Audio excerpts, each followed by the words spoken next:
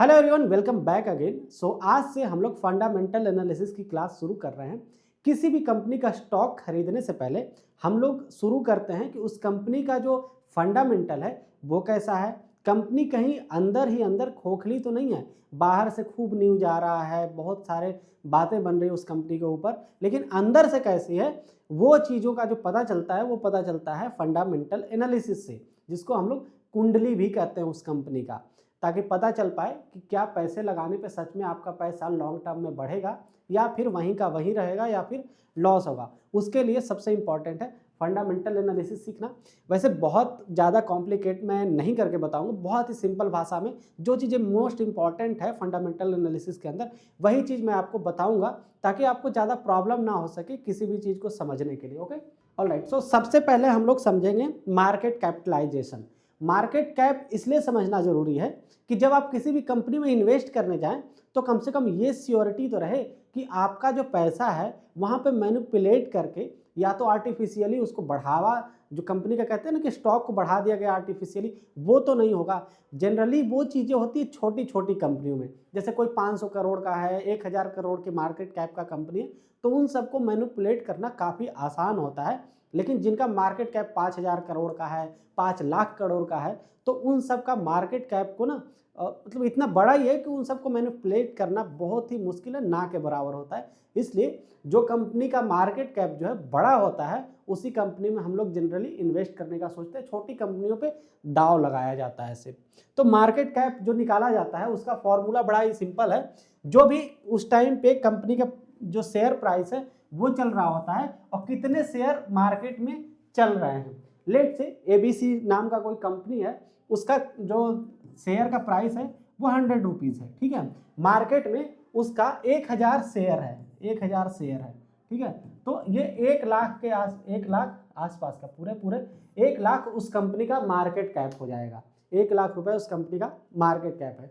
Simple सा formula है, ज़्यादा कुछ नहीं करना है। आपको बहुत सारा ऐसा वेबसाइट मैं बताऊंगा जिसके में ये सारी चीज़ें डिटेल से दी हुई रहती है कि उस कंपनी का मार्केट कैप क्या है। मेरा मोटिव था आपको समझाना कि मार्केट कैप क्यों जरूरी है। अब इसके बाद आता है इंटरप्राइज वैल्यू। तो इंटरप्राइज वैल्यू बहुत ज़्यादा डिफरेंट नहीं है, लेकिन हाँ, जिस कंपनी में मार्केट कैप और इंटरप्राइज वैल्यू इन दोनों में काफ़ी ज़्यादा गैप आ जाए, बहुत ज़्यादा गैप आ जाए, तो समझ लीजिए कि उस कंपनी के अंदर कुछ ना कुछ तो गड़बड़ है। गड़बड़ कैसे है इसका फॉर्मूला पहले समझ लीजिए। इंटरप्राइज वैल्यू जो उसका फॉर्मूला होता है वो होता है market cap plus debt minus cash.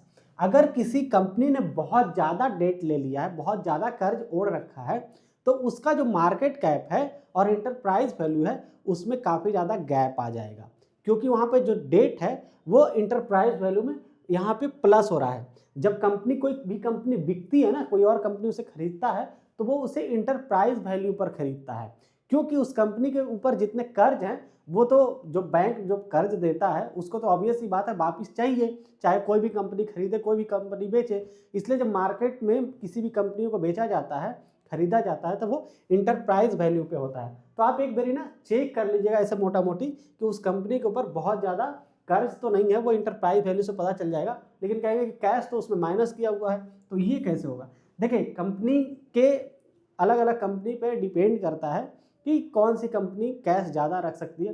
देखिए, कोई भी कंपनी है अगर उसको बहुत ज़्यादा कैश की ज़रूरत है तो उस कंपनी के बारे में ऐसे ही आपको पता चल जाएगा। अगर कोई बहुत ज़्यादा कैपिटल लगा करके अपना बिजनेस को चला रही है तो उसके में कैश का ज़रूरत ज़्यादा पड़ता है, तो वहाँ पे आपको पता चल जाएगा, इसके लिए प्रॉब्लम नहीं है। बाकी लिखा हुआ भी रहता है, चार्ट मिलेगा उसका, बैलेंस शीट के अंदर लिखा हुआ रहता है कि कंपनी के अंदर कितना कैश पड़ा हुआ है अभी, ठीक है। कैश जो होता है वो आप नोट जो कह रहे हैं ना, ये नोट अपने पास नहीं रखता है कैश, ठीक है। वो बैंकों के अंदर उनका पैसा होता है, जैसे सामान खरीदना है बेचना तो उसके में पैसे आते जाते रहते हैं, तो उसके लिए कैश की ज़रूरत पड़ती है कंपनियों की। तो ये चीज़ें हैं। अब हम लोग एक आईटीसी कंपनी, जो कि समझ रहे हैं ना, वो कंपनी है, तो उसका हम लोग इंटरप्राइज वैल्यू और मार्केट कैप यहाँ पे देखेंगे। ओके, सो ये जो मार्केट कैप है यहाँ पे देख लीजिए कितना है, 5,84,567 करोड़ का है।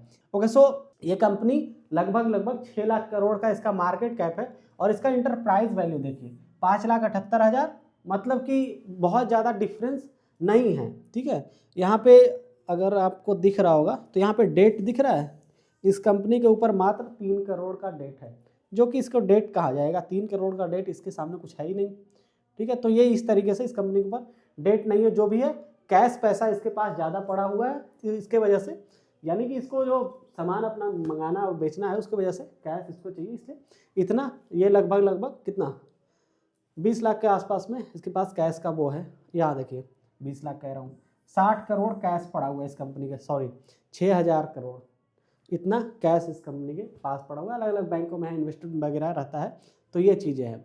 अब आगे हम लोग सीखेंगे किसी भी कंपनी को खरीदने में सबसे इम्पॉर्टेंट भूमिका जो निभाती है वो कौन सा रेशियो निभाती है, वो चीज़ सीखेंगे।